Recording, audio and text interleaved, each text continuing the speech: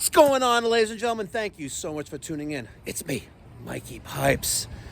It's Monday, December 30th, 2024. And Peter and I are working on our training center with live fire tankless combis on the wall. On the wall! It's been a while since he's soldered some pipe together, so if you're new at soldering, this is something you may want to check out. Let's get going! Peter, get ready. You're soldering. All right, this morning I, with Anthony, did a warranty swap out of a tankless combi, and now it is 10 minutes, quarter to 1 here in the afternoon in the great state of New York. We're working on our training center, live fire models. We have 1, 2, 3 tankless combis. We're piping in the return piping, tying in all 3 return side or return to boiler of the primary loop. So there's your primary loop here. There's a return side. Here's the return side from the Whale McLean and the return side from the the Alta. We're gonna cap off the end for right now. Actually, I don't even have a cap. We're gonna leave that capped off because eventually I'm gonna move this over and either I'm gonna build an L here, right? And then have maybe put a Burnham Alpine on a wall stand or floor mounted stand and tie that in there, and then we'll have the quadfecta. Peter's gonna solder. We already prepared the majority of the piping. Let's take this off before we get started. I wanna send this tee straight up. That's gonna be our return tee. And coming back from the zones or the heat output sources that we are gonna hook up to this, which remain unknown. I don't know what we're gonna do to this. I know we're gonna put a hydro coil here as one zone. We may send some heat outside just to dump heat because we want to be able to have a real live fire training center where if I can dump a roll of 100-foot PEX sitting outside, I can get rid of that heat demand. So, Peter's gonna loosen up those 1.25 that's 3/4 inch unistrut clamps from this manifold that we're working on that we were gonna tie in, but we plan, God laughs, it's all good. By the way, 56 degrees outside in the great state of New York here. You can see that by that Honeywell 9000 thermostat.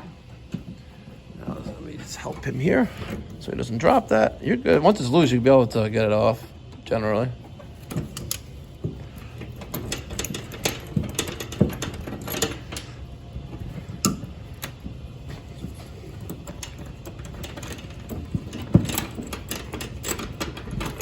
Okay.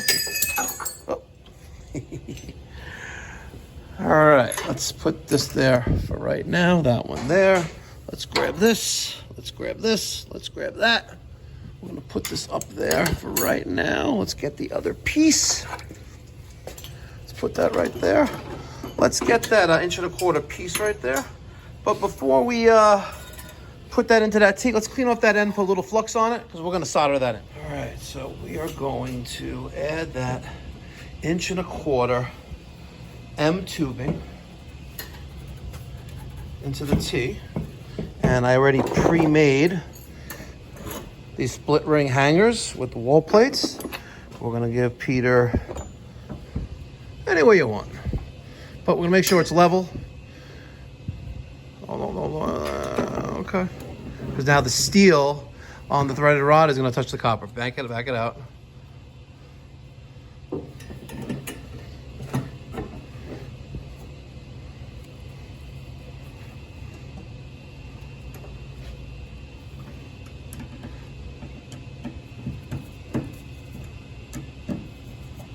I gotta tell you, you're more talented, a lot more talented than Anthony was.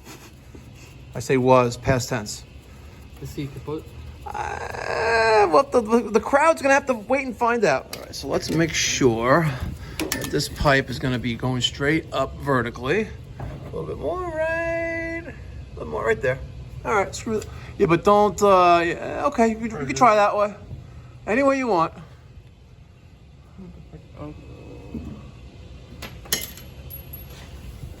I want to make sure I can get the front or side. You'll get it.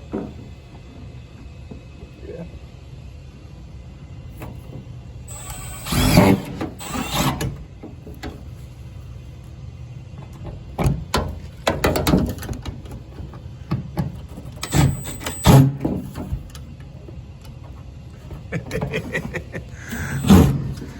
Oh, don't strip the screw, because then you're screwed. Don't take it out. What are you taking it out for? How about do this? How about bring this up to here? That we have plenty of room.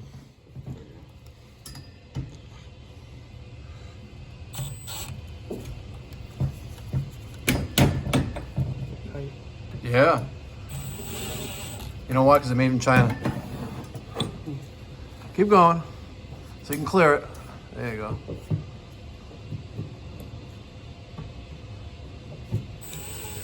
All right, now let me bring this there. Actually, let me go on the other side, not be like an idiot and lose space here. Get it. Okay. Okay. And you're still putting it that way. Turn it the other way around so you can get to both sides of the screw.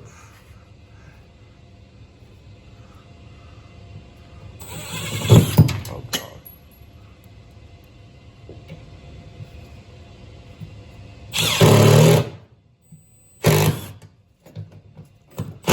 All right, get the other side.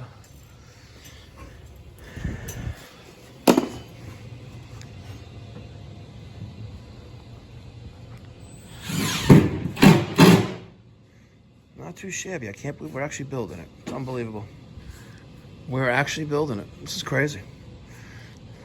We got a lot invested in here. But we're doing it, Peter. Okay, you ready to solder? Remember how to solder? I do. I'm just. Want me to do the first one for you? Sure. Okay. So we're using a turbo torch and a B tank. We're soldering, we're not brazing. If you're brazing, it's a good idea to also have oxygen with the acetylene. But we just have acetylene right now. And fire this up. And if you take a quick peek at the flame, there's two cones here. There's this outer cone, which is that darker blue. And then you have this like aqua blue here. I want to take that tip of that blue, needs to touch, or just barely touch, the fitting that we're soldering. You ready? Here we go. I'm going to focus on the T first. So I have that tip of that light blue flame almost touching the fitting. And I'm going to heat up this fitting evenly. And when I'm ready to bring the solder to it, I'm going to bring it on the opposite side of the flame. Like that.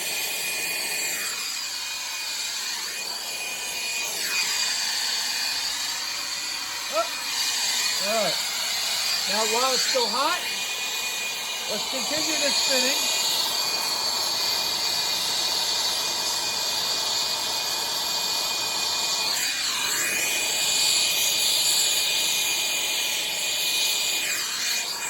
And just thinking out loud, I probably should have done the other side of the T first. And the reason for that is this ball valve is starting to get hot right now. And I need to sweat that in as well.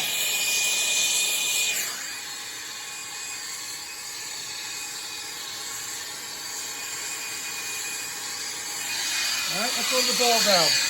And then we'll let Peter get busy here.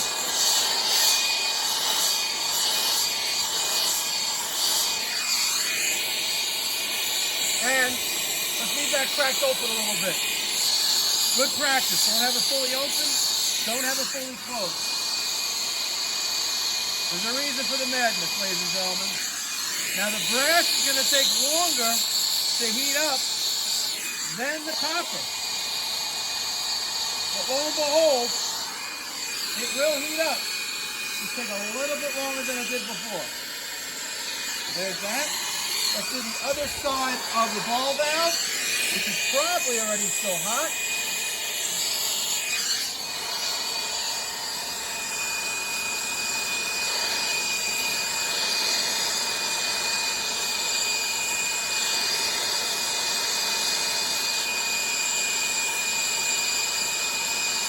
not being out cooperative.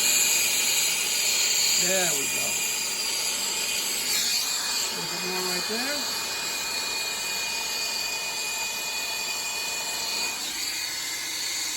There you have it. Yeah, we'll get that later. All right, now we're going to use a damp rag, and we're going to wipe down all of the fittings that we just soldered. Now, there's two purposes for this. Number one, we want to make sure that we get all that flux resin off of the fitting and the pipe. If we were to leave that flux resin on the pipe and not wipe it off, it's going to start turn to green. It's going to oxidize, and it's going to look ugly. All right? And when you clean this up, it's going to make it look like nice, shiny, and new again.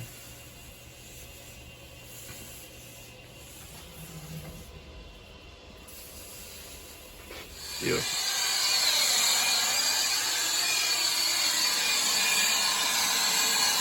All right, now before you do that, hold on a second.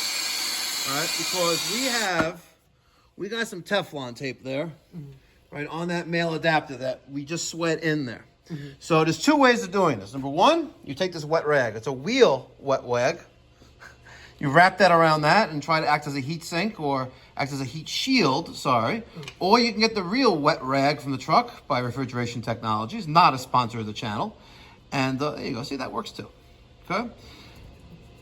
Excellent. So now that that's wrapped around, I would work on this opposite side of the T first, and then just have enough heat there to melt the solder and make that.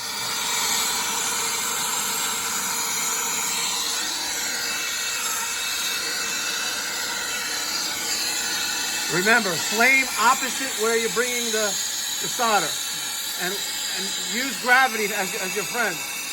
And don't put too much flame on it, because then you'll burn the fitting, and you're going to burn the flux right off. And you want to heat the fitting, not the pipe. If it's free-flowing, take off the heat. Only bring the heat back in when the solder is not taking to the thing anymore. Remember, the light blue flame goes to the cone, not the big one. Okay, go hit it. Take your flame off. Take your flame off the fitting every time that you don't know you need it or not. You don't need it now. Pull out your solder a little bit more.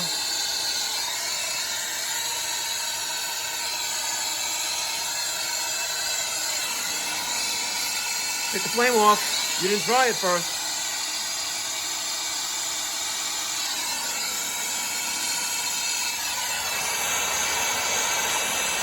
Take the flame off.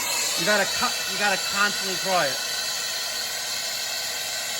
And now you need more flux because you burnt it all from the top and it's starting to burn the fitting.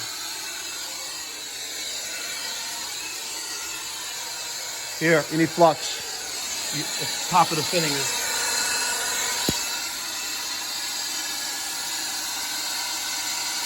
All the way around.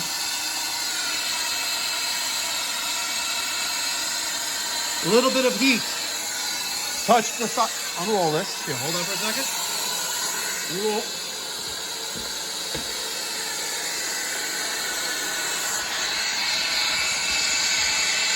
There you go. Okay. A little bit of heat. A little bit of solder. Other side. Good work. Peter. Use gravity as your friend. Okay. Right now, your bottom is fine. Right? You want a little bit of heat on the bottom, a little bit of solder on top.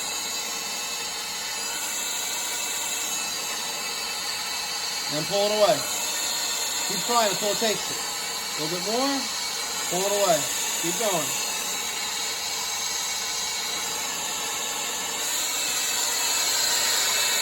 Ah, look at that, see? When you have the right amount of heat, it moves freely.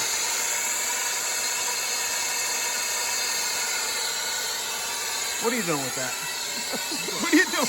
You're like...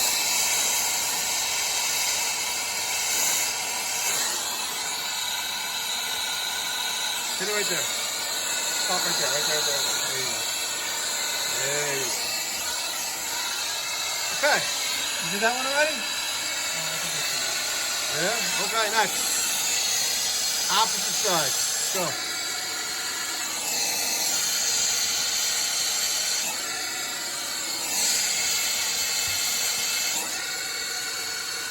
Okay, now do the other side. Wait.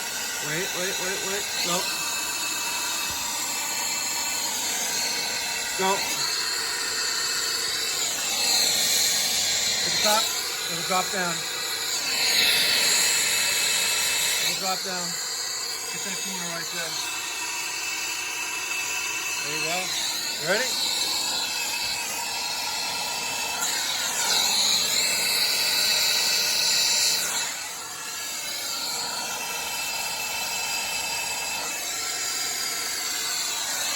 More. Go. You saw how I made the tip? Remember how I took it out of the spool? I made a little tip at the end, like kind of like that? You want to try to do that? A little bit more on the top rear. So, top rear. There you go. Right on the other side. We only have a little bit of solder left. Go. Go. Go.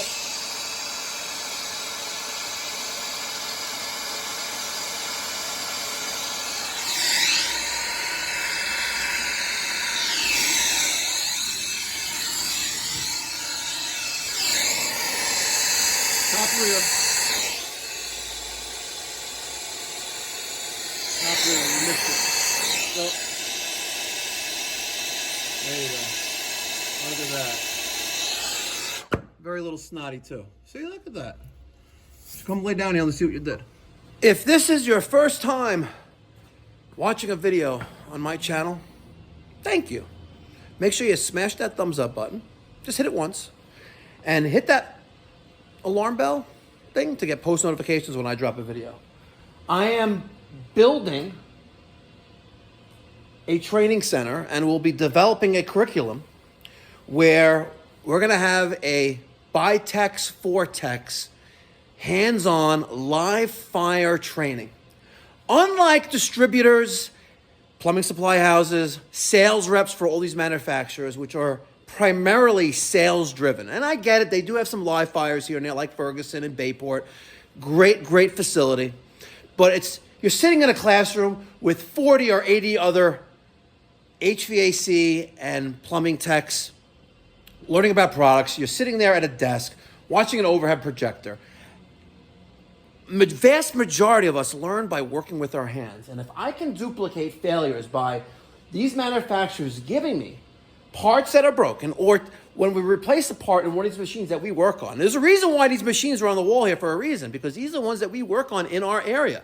I have a few more coming in. I need a steam boiler because I have a lot to share about steam and steam heating and steam movement of water to vapor back down to water. I have a lot to talk about that, and I have a lot to share because the dead men, they're dead, and the older guys, we're dying off, and I'm going to be joining them one day. One day, maybe.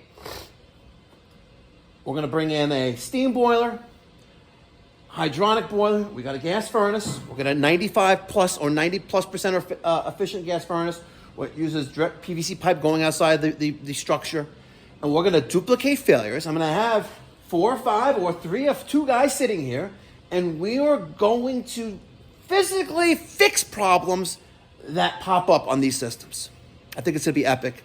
So if you live in the Long Island, New York City metropolitan area, give us a call when you see this up and running. It's going to be epic. I would say probably less than another month or 2. Hopefully by the end of the heating season that we just started, we should be able to do this pretty epic. And then guess what? When summer rolls around, we'll work with the Bosch.